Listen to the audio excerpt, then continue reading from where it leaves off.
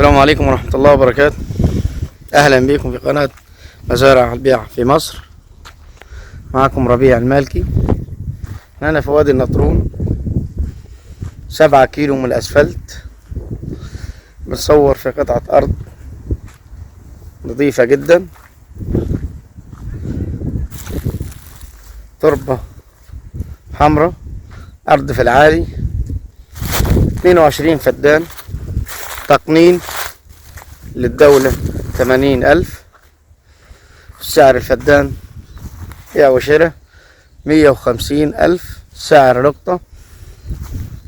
فيهم شبكة رئاسية،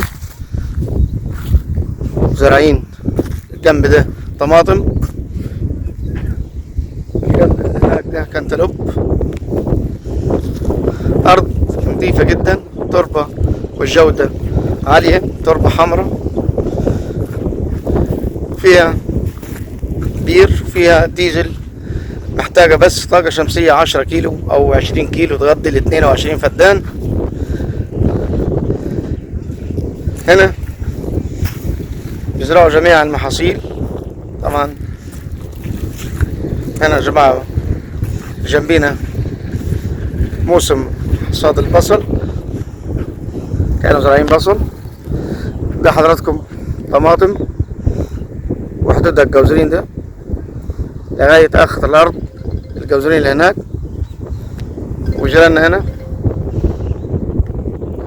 هم زارعين بصل.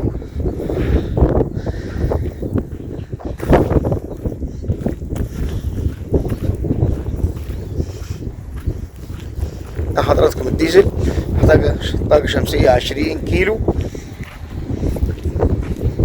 تكفي إن شاء الله ل 22 فدان. 80,000 للدولة، وسعر الأرض 150، مش كتير. فيها شبكة رئاسية،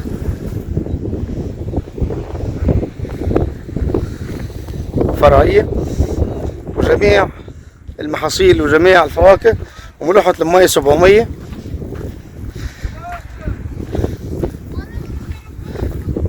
العرض ده فوق الممتاز، عرض قطعة أرض رخيصة جدا. جنبين هنا الملك ب 350 400 في نفس المنطقة. هنا دي مش هتكلف عليك حاجة خالص غير طاقة شمسية، ومعاك هنا أي حلويات، أي موالح شغالة. أرض في العالي، جودة الأرض، تربة حمراء.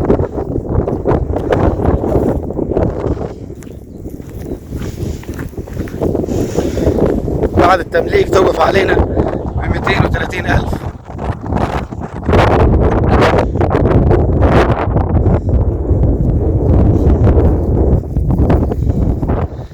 زي ما قلنا لحضراتكم 7 كيلو من الأسفلت.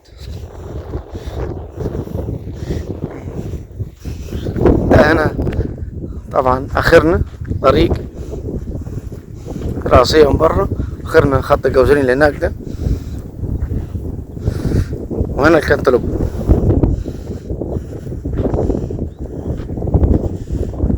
فيها بيت ريفي.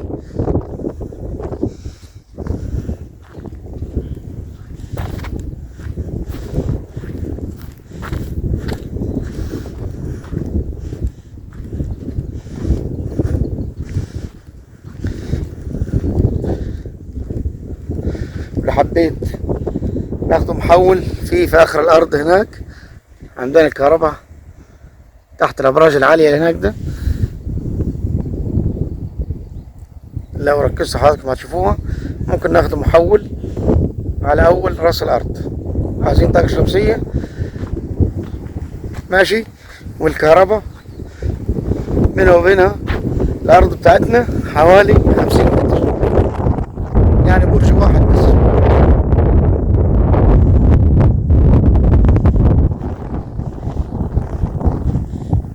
ده الطريق الرئيسي برا لغاية الأسفلت.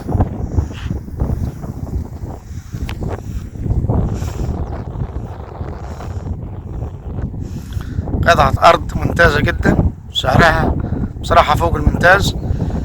أرخص أرض تعتبر في وادي النطرون، السعر 150 في العمار، في مكان مشهور في أمن الدولة. من الأسفلت 7 كيلو. تحديد هنا بيتكلموا في 80، وسعر الأرض 150 ألف. السلام عليكم ورحمة الله وبركاته.